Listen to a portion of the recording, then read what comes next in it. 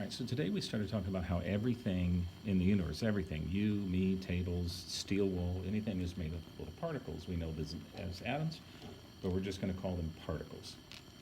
And we started talking about how to draw those, how to represent those in a drawing, and how many particles to draw. Well, here we have a piece of steel wool that weighs 3.57 grams. So that mass from the scale is a representation of how many particles of steel are in this. Okay, so 3.59 grams, however many particles it is, that's the mass of it. And we wanted to talk about things like, well, what if I change the shape of it? What if I take this steel wool and I pull it apart a little bit, sort of spread it out? Does that change the mass? Okay, so it's basically the same. I might have dropped something on my finger there. So it's basically the same mass, 3.60. Okay, so, and the reason the mass doesn't change is because the amount of steel wool didn't change. I still have the same amount of steel wool, so the mass shouldn't change, even if I move it around. Okay, and now what I'm doing is I'm burning the steel wool. Okay, I'm going to see what that does to the mass of it. Get in there and really burn it.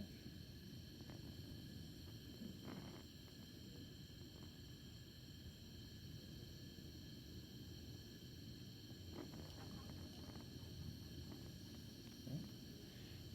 And then we'll set it back on the scale.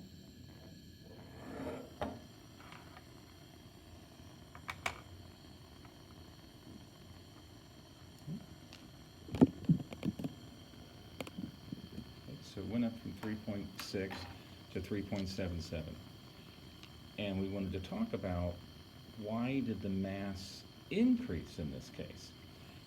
The mass of the steel wool didn't change when I pulled it apart because all the particles were still there. But the mass of the steel wool increased when I burned the steel wool. And that's because when you burn something, you burn it with oxygen. So it's no longer just steel, we gained little oxygen particles. Okay? So the mass of the steel wool did not change when I simply pulled it apart because we didn't change how many particles of steel wool we had. But the mass of the steel wool, when it changed, it increased when it was burned because I added oxygen to it. Okay? So no change when I pulled it apart because all the particles are still there. There was an increase in mass when I burned it because I was adding something to it. I was adding particles to it. All right. So let's get that off of there.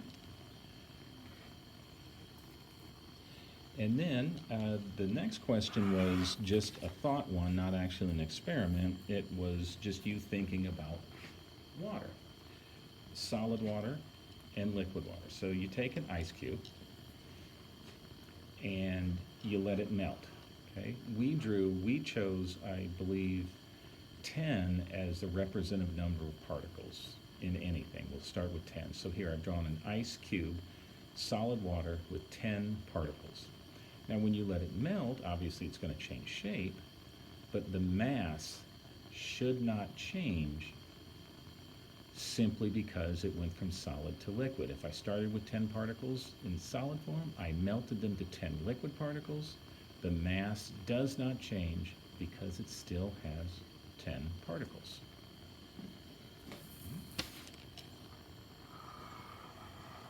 Then we went over to a little cube of sugar.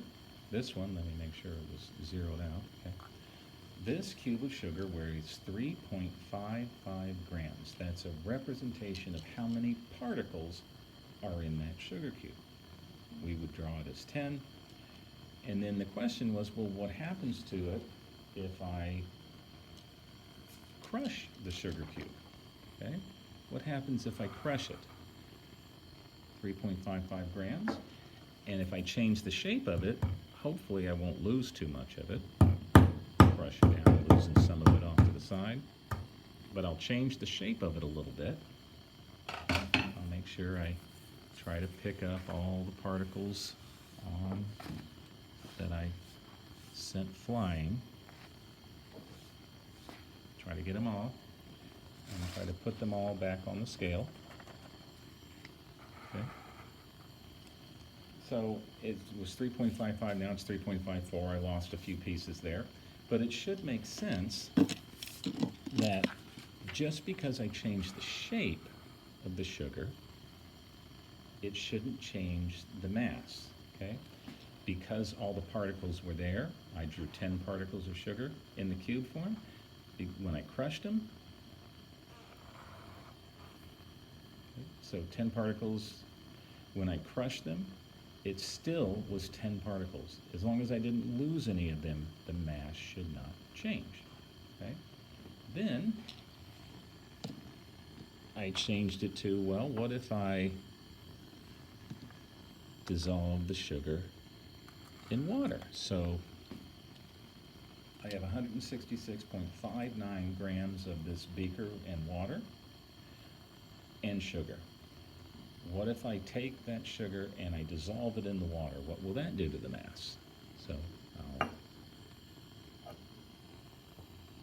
take that and I'll push it all into the water, most of it, whatever I can get in there. Okay, and dissolve it in the water. Okay, you can see the mass doesn't change just because the sugar is dissolved in water. The mass stays the same because if I drew 10 particles to represent all the water and 10 particles to represent all the sugar, and in the end, after I dumped the water into the sugar into the water and dissolved it, it's still 10 particles of sugar and 10 particles of water. The mass should not change simply because it dissolved, because the sugar is still there.